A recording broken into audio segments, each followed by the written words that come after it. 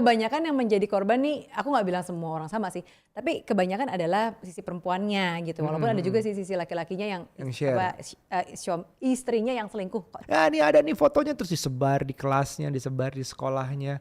Can you Kebayang gak imagine sih? how that feels? Tuh kayaknya jadi anak yang nggak tahu apa-apa, nggak urusan soal bapak ibunya tuh ngapain sama orang lain. Kebayang nggak sih betapa banyak orang tahu tentang masalah kita? Jadi sebenarnya malu gitu. Kalau dalam keadaan normal dan rasional lagi oke, ya malulah orang lain tahu masalah kita. Kalau aku sih.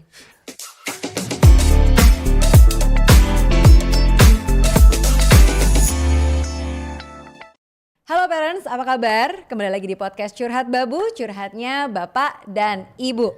Ini masih curhat babu nih, ini kita di mana sekarang? Welcome to Rumah Buat Nucha. Akhirnya ya kalau di beberapa episode kemarin kita sempat ngomongin tuh kita lagi bangun rumah, ada episodenya juga ya. Nah ini hasilnya sebagian. Kita hari ini kita di sini ngomongin apa? House tour. Oh bukan. Bukan.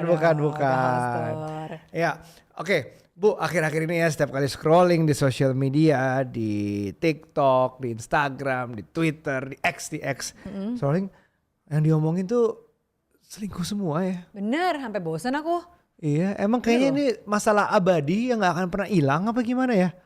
Berkali-kali diangkat kontennya di Parent Talk permasalahan selingkuh ini. Kita udah kayak akun perselingkuhan gitu karena ngebahasnya itu terus kan. Tapi apakah ini artinya memang semua tiba-tiba selingkuh atau karena social media aja itu jadi kelihatan nih semuanya? Kayaknya karena sosial media deh. Ya gak sih? Kayaknya orang selingkuh zaman dulu gitu ya. Iya. Zaman-zaman di atas kita gitu, generasi sebelum kita.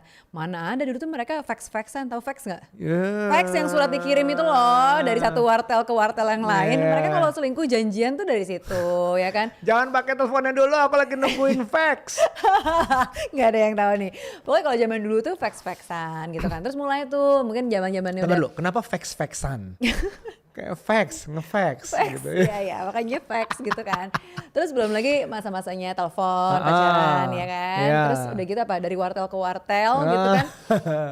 Nggak relate banget sama angkat. Nggak relate banget, oke kita skip dulu. Tapi kalau kita ngelihatnya intinya selingkuh memang sudah ada dari zaman dulu. Betul. Sampai sekarang pun kayaknya masalah infidelity ini tetap akan ada ya. Dan cuman masalah transisi atau kayak masa-masanya aja gitu yang berbeda. Medianya yang berbeda. Betul. Tapi masalah apa ya, core-nya itu dari perselingkuhan sebenarnya sih udah ada dari dulu. Dan itu tuh setiap pasangan pasti punya potensi untuk ke arah selingkuhan. Nah gitu, udah podcast selesai. Bener, udah itu aja. Tapi emang yang jadi marak sekarang ini kan karena si korban yang diselingkuhin ini bersuara gitu loh. Nah, itu yang bikin jadi rame kita pengen sebenarnya. ngebahas nih dampaknya apa sih bersuara di sosial media yang mungkin bedanya sama zaman dulu yang fax-faxan ya. Fax itu bisa rusak atau Nggak semua orang punya fax. nggak semua orang punya fax. Hal-hal seperti itu tuh orang lebih cepat, tidak rekornya tuh nggak tahan lama. Tapi kayak aku ngeliat sosial media nih pertama jangkauannya tuh lebih cepat, lebih luas dan nggak kekontrol nggak sih? Betul. Kalau aku ngeliatnya sebenarnya ini kan si korban-korbannya ini kan berusaha korban dalam arti kebanyakan yang menjadi korban nih, aku nggak bilang semua orang sama sih, tapi kebanyakan adalah sisi perempuannya gitu. Walaupun ada juga sisi laki-lakinya yang istrinya yang selingkuh. Ada juga. Cuman maksudnya intinya adalah si korban ini berusaha menceritakan tentang perselingkuhan pasangannya. Pertama pasti memberikan efek terhadap si pasangannya. Tujuannya pasti gitu kan. Memberikan dampak pada si pasangannya plus sama si pelakornya ini. Nggak tentu pelakor si perempuan. Tapi mungkin sebelum itu ada lagi, yaitu dia minta pertolongan.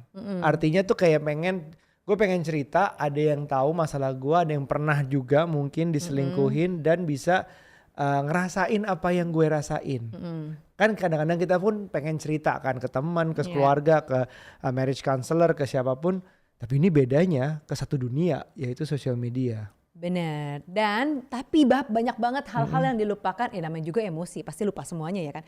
Tapi memang kalau udah emosi kita pasti lupa. Nah inilah yang terjadi dampak yang nggak pernah kita perhitungkan. Sebagai kita yang udah bombardir dengan nih loh spill chat selingkuhannya. Foto, tapi efek-efeknya kayak kita lupa bahwa pertama kita punya anak gitu ya dalam perselingkuhan itu kan ada yang lebih menjadi korban adalah anaknya. masa depan anaknya tuh gimana Karena dengan di-spill-nya chat-chat tersebut gitu. bener, mikir gak sih misalnya sekarang anaknya masih berumur ya masih bayi atau misalnya masih balita, terus udah selingkuh orang tuanya, misalnya cerai pun, tapi itu semua bukti selingkuh atau curhatan orang tuanya yang diselingkuhi atau berantemnya di sosial media, sampai anaknya SMA, sampai anaknya kuliah mau nikah lagi, cari kerja segala macam, itu kayaknya masih ada deh. Bisa jadi karena jejak digital tuh gak akan 100% hilang loh. Betul, aku bisa memahami, bisa berempati sama orang yang menjadi korban selingkuhan gitu kan. Udah pasti ya gak enak banget lah, siapa juga yang mau. Aku tidak pernah membenarkan apapun alasan latar belakang dari selingkuh itu, nggak mau. Tapi yang kadang-kadang namanya juga emosi ya, meluap-luap, udah nggak pakai logika lagi gitu ya. Nah tapi efeknya itu ke anak kita. Kedua mungkin ke keluarga kita juga gitu dampaknya. Nah ketiga ini nih dampak yang sebenarnya kan itu tujuannya udah pasti mess ya, semua orang bisa lihat. Kebayang nggak sih betapa banyak orang tahu tentang masalah kita?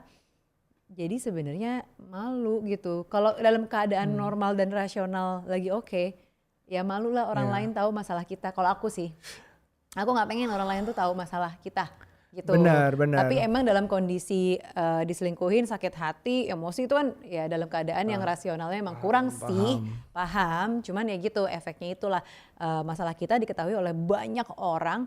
Dan gini loh, berikutnya adalah bahwa si pasangan kita yang berselingkuh ini nih pelakunya dan selingkuhannya itu akan menjadi common enemy oleh semua orang gitu kan. Common enemy dalam artian, wih ini dia ketahuan selingkuh ya berarti kan jahat biasa gitu ya asumsi kita ya. Ih jahat nih, ini lagi nih si pelakornya nih pasti jahat banget nih. Wah perempuan dari mana itu gitu kan. Ditelusuri sampai foto-foto zaman SMA-nya ada. Pasti. Aku lihat ya kan. Gitu. Nah maksudnya bisa sampai ke sana-sana efeknya yang bikin sebenarnya begitu nggak taunya ya ujung-ujungnya apa? Balikan lagi say. Aduh. Kesel nggak? Belum sebelum balikan pun ujung-ujungnya nggak terbukti kalau ternyata salah tuduhannya.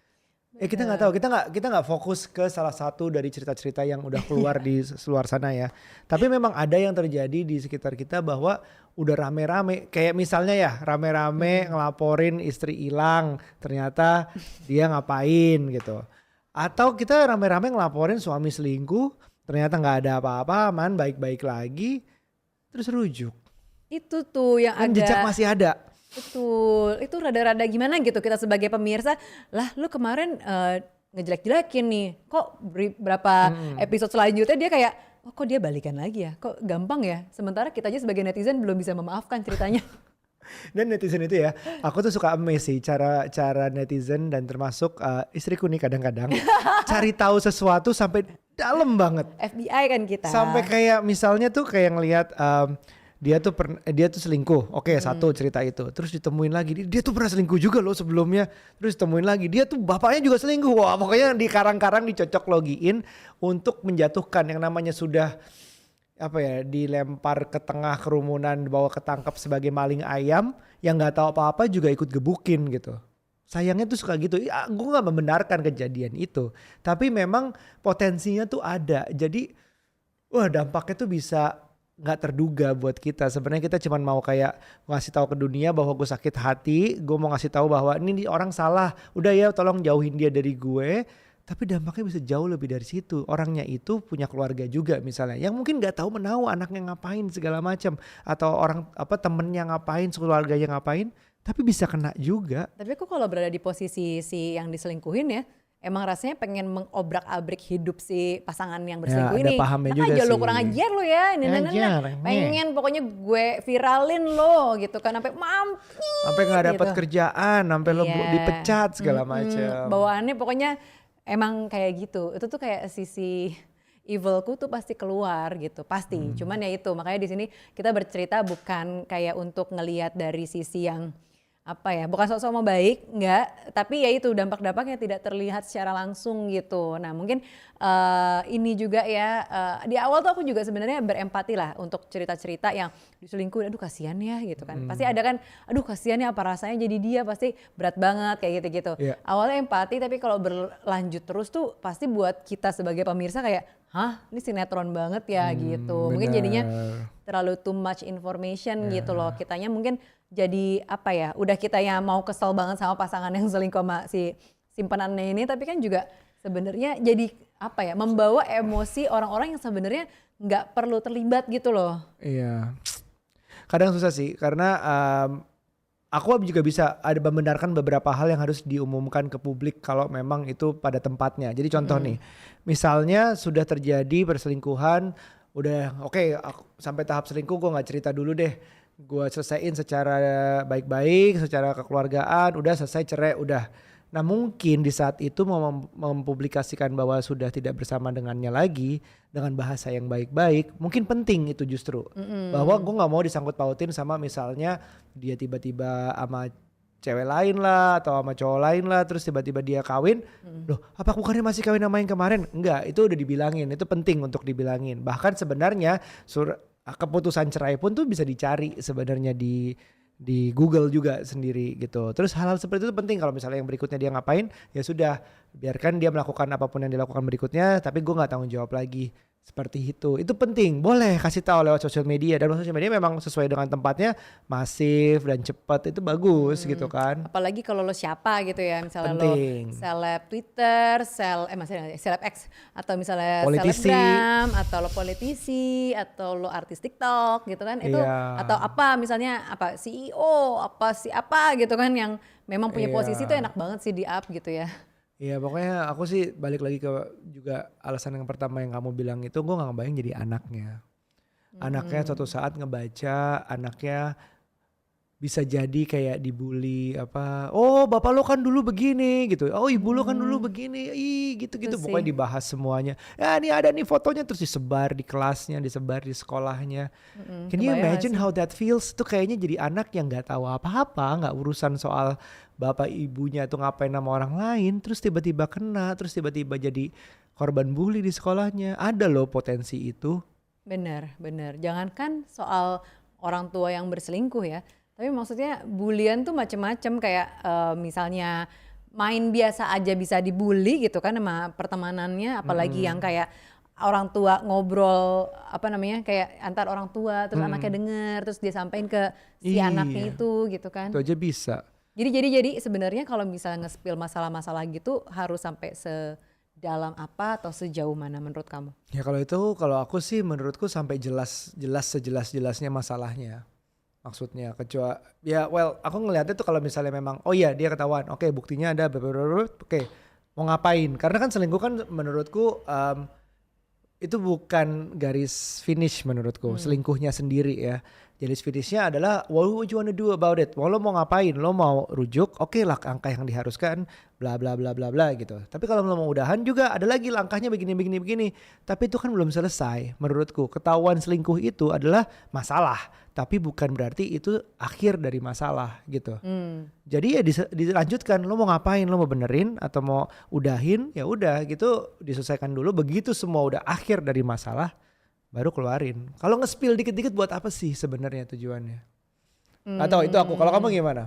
Harus Sebenarnya boleh nge-spill dikit-dikit ada tujuannya sih. Oh gitu kalau ya? aku jadi korbannya, nge-spill aja nih kelakuan nih ya, bahwa nih ya kalau lo macam-macam lebih lanjut, nih ya gue bakal spill lebih banyak gitu. Spillnya gimana kalau kamu? Apakah dengan nunjukin chatnya? Apakah dengan kode-kode? Apakah dengan now playing? Antara kode-kode gitu ya, atau spill dikit, tapi nggak spill banyak-banyak sih kayaknya kalau aku.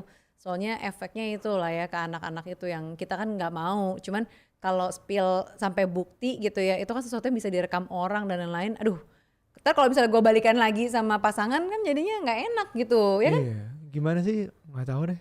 Ceritanya tuh ya semoga sih semua masalah yang ada di luar sana ya bisa diselesaikan dengan caranya masing-masing. Kalau aku sih ngarepnya selesaikan, tolong baik-baik. Bukan berarti yang satu A lebih benar daripada yang lainnya, tapi ya semua mungkin punya jalannya masing-masing. Yang berbeda silahkan.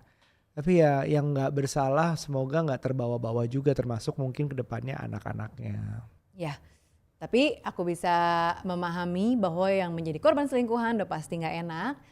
Bukan untuk membenarkan perilaku selingkuh karena itu bisa terjadi berkali-kali, walaupun sekali minta maaf seolah-olah tidak mau lagi, menyesal, habis itu kembali lagi untuk kayak selingkuh lagi. Itu tuh sesuatu yang habit justru harus di break gitu ya. Nah breaknya itu dengan cara yang lebih bijak menurutku.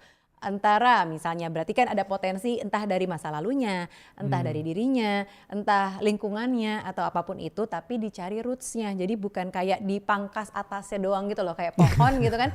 Ini kok tumbuhnya nggak subur ya, tapi atasnya doang. Tapi coba deh dicek dari bawahnya. Rambut udah mulai bercabang, ditrim, bercabang tuh ya, 2. Potong rambut ya, say.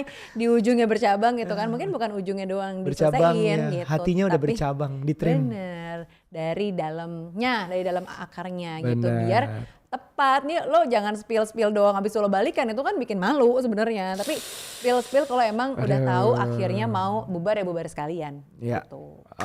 Oke, itu dia ya. Ingat-ingat lagi semuanya. Kalau konten ini berguna, jangan lupa untuk di-share ke yang lagi mengalami diselingkuhi. Mudah-mudahan tidak. Atau ya. baru mau cerita nih, dengar podcast ini dulu, mungkin nggak jadi, share dulu, siapa tahu. Dan jangan lupa like, comment, and subscribe biar lebih rame lagi. Oke, kalau gitu sampai ketemu di episode selanjutnya. Bye.